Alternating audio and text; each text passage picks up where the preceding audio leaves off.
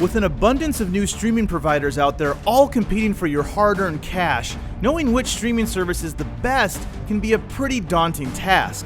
If you still have questions about the future of streaming, then you've come to the right place. This is the state of streaming.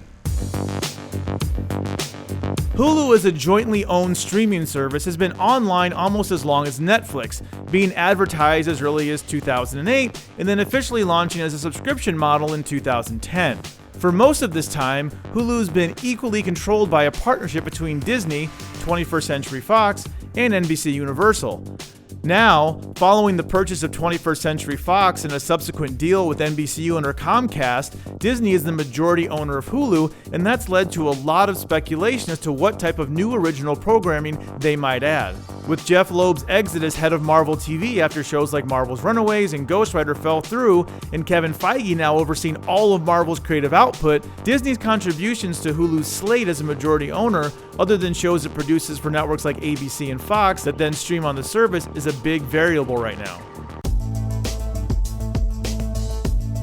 Content-wise, two things stand out regarding Hulu. Notably, Hulu doesn't spend as much on original content as other top streamers. It hovers around the $2 to $3 billion mark. So Hulu may have fewer originals than its competitors, but these shows aren't the primary reason people are subscribing. Which brings us to the best thing about Hulu. Hulu is the absolute go-to for OG cord cutters.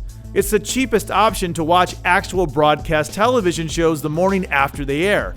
So if you love the programming on ABC, NBC, and Fox, along with corporate cable sibling channels like Adult Swim, FX, or Food Network, nobody likes the mushy pickle.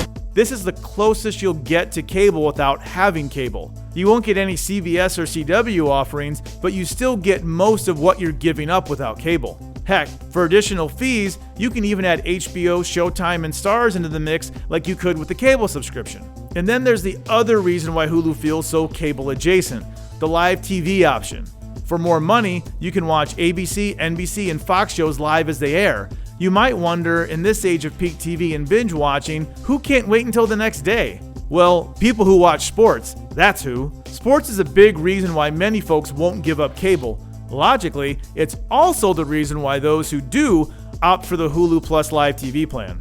As far as original content, Hulu's no slouch, but it's also not a gold star standout. Hulu's most famous shows to date have been The Handmaid's Tale and Castle Rock. Julie Klausner and Billy Eichner's Difficult People once garnered some decent buzz, as did The Path, which was notable as Aaron Paul's follow-up series to Breaking Bad, but for the most part, Hulu originals don't catch fire. That being said, it's an eclectic mix. From the raunchy Seth Rogen-produced Future Man, to A.D. Bryant's Shrill, to the new YA series Looking for Alaska, Hulu seems to be looking for, well, anything.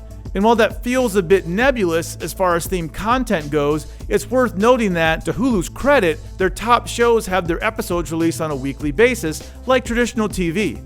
Hulu subscribers who get the service for weekly network shows aren't exactly die-hard bingers, so it makes sense that a lot of Hulu's original content rolls out the same way. Sometimes it feels random which ones get the weekly treatment though. Harlots does, while the Veronica Mars revival does not, so it'd be nice if the company introduced a uniformity of release, all of them weekly please. Hulu also gets top-shelf licensed movies on a monthly basis. Once upon a time, Netflix dominated this category. But once Netflix allowed its contract with Epix to expire, all the high-profile type movies it used to get went to Hulu, which picked up the Epix deal. So 4 years back, content like the Hunger Games and Transformers franchises switched over to Hulu. Up until this point, blockbuster movies weren't a big deal for Hulu.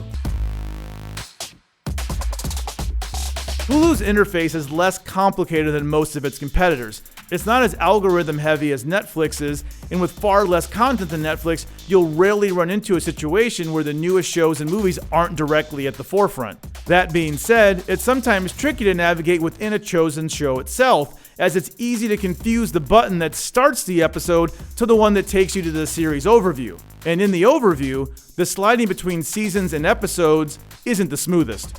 But overall, Hulu's presentation is clean and user-friendly, having recently eliminated the transparent aspects of their menu font for easier viewing. Create multiple user profiles, and with the ad-free plan, you can download content for offline viewing, up to 25 titles across 5 different devices, with 30 days to watch the content. If you just want basic Hulu non-live streaming, you'll get one of the best bangs for your streaming subscription buck.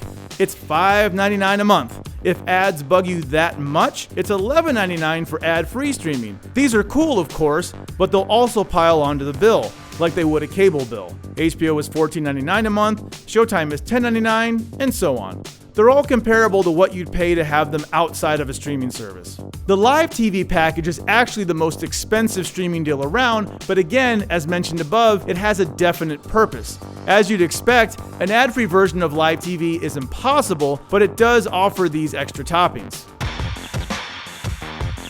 Hulu's strength lies not with its original content or catalog of big movies, though there's plenty to choose from, but with its traditional network offerings and live TV plan option. It's the first step, and sometimes only step, for cord cutters looking to lower their monthly bill while keeping most of what they used to watch on regular TV. All week long, as part of IGN's State of Streaming series, we'll be debuting reviews and in-depth analysis about current streaming providers like Netflix and Amazon, as well as upcoming services like NBC Universal's Peacock and Warner Media's HBO Max.